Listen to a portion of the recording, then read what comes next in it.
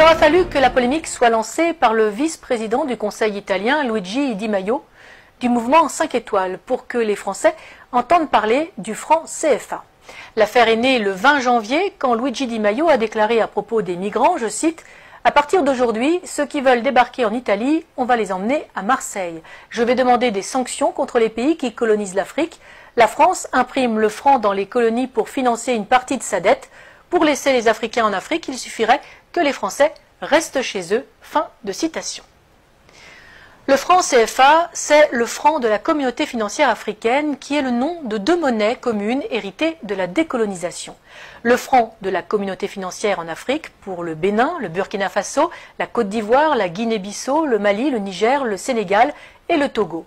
Et le franc de la coopération financière en Afrique centrale pour le Cameroun, le Congo, le Gabon, la Guinée équatoriale, la République centrafricaine et le Tchad. 14 pays en tout, pas tous francophones et ni anciennes colonies françaises, parfois protectorats allemands, espagnols ou portugais. Créé par De Gaulle le 25 décembre 1945 avec Soustelle et Pleven, le franc CFA est un outil de réaffirmation de l'autorité de la métropole sur des zones qui ont échappé à son contrôle lors de la Seconde Guerre mondiale. Ce qui pouvait se comprendre au lendemain de la guerre prend une autre tournure au moment de la décolonisation. Ce franc CFA, imprimé à Chamalières dans le Puy-de-Dôme, dans le fief de Giscard d'Estaing, ampute les pays qui l'utilisent de la marque de leur souveraineté. On gardera à l'esprit le parallèle avec l'euro. L'infantilisme financier et l'irresponsabilité dans lesquels ils sont encore tenus ont engendré des peuples d'assistés chroniques. Leurs chefs d'État sont devenus des mendiants et des voleurs pratiquant d'un côté une politique de révérence envers la puissance étrangère qui les protège et qui détient leur porte-monnaie et spoliant de l'autre leur population.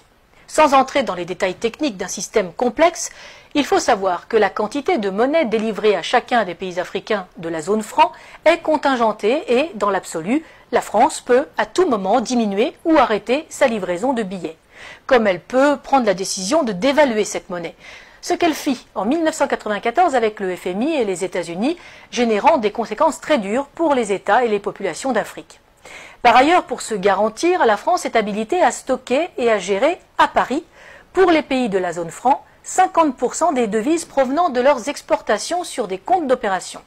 Elle en ponctionnait la totalité jusqu'en 1973 et l'équivalent de 65% jusqu'en 2005. Les recettes en devises du cacao, du café, de l'EVA, du pétrole, du coton, de l'uranium, de l'or, du diamant, du manganèse, des métaux rares, etc., vendus dans le monde entrent donc pour une bonne part à la Banque de France et non dans les pays africains de la zone franc qui ont généré ces exportations. Un flux en dollars, livres sterling, yens et euros dont le Trésor français a la garde et place à son profit sur les marchés financiers internationaux. Autre confiscation très avantageuse pour la France, le dépôt de l'or africain dans nos coffres qui vient garantir ce franc CFA et qui s'ajoute aux réserves d'or de l'État français, nous permettant de figurer en bon rang parmi les États occidentaux dont les réserves d'or sont les plus élevées. Après les États-Unis, 8100 tonnes, l'Allemagne, 3400 tonnes, le FMI, 2800 tonnes et l'Italie, 2450 tonnes et devant la Russie, 2000 tonnes. Un avantage non négligeable en période de crise. Un bon moyen, par exemple, de rassurer les agences de notation et les marchés auxquels la France emprunte de quoi boucler son budget. Enfin, le franc CFA constitue avant tout un levier politique qui permet une ingérence directe dans les affaires d'un pays. Il a suffi au gouvernement de Sarkozy de couper les robinets de la Banque centrale d'Afrique de l'Ouest et de fermer les banques filiales de banques françaises en Côte d'Ivoire pour mettre Laurent Gbagbo en difficulté. Nous aurons d'ailleurs l'occasion de revenir sur le cas de la Côte d'Ivoire et de son président légitime, Laurent Gbagbo, dans une prochaine édition. En vérité, le franc CFA n'est pas un vestige de la colonisation, c'est une privatisation de la colonisation. Elle permet à nos dirigeants de corrompre les élites africaines, d'imposer la présence des multinationales comme Areva, Total ou Bouygues dans des marchés publics africains avec des fonds publics mais des bénéfices très privés. Et les pertes, parfois magistrales, comme pour Areva, que nous avons déjà évoquées sur ce même plateau, si elles sont bien à la charge des contribuables français, n'empêchent en rien le versement de commissions bien juteuses. Ce sont les mêmes multinationales qui font venir la main-d'œuvre africaine en Europe, un sous-prolétariat déraciné de pays corrompus et ruinés, une masse d'esclaves qui a l'énorme avantage de faire baisser les salaires des Européens et de mettre à mal tous les systèmes sociaux de protection, maladie, retraite, famille et les services publics.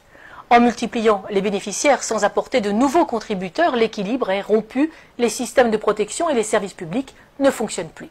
Du coup, les bénéficiaires légitimes, les seuls contributeurs, les deux souches, n'en veulent plus et le privé peut prendre la relève et empocher de juteux bénéfices. Les délires complotistes, Charlie Hebdo, dans son édition du 27 octobre 2004, citait des propos tenus par Renaud Dutreil, alors ministre de la fonction publique, le 20 octobre à Paris, lors d'un déjeuner-débat de la Fondation Concorde.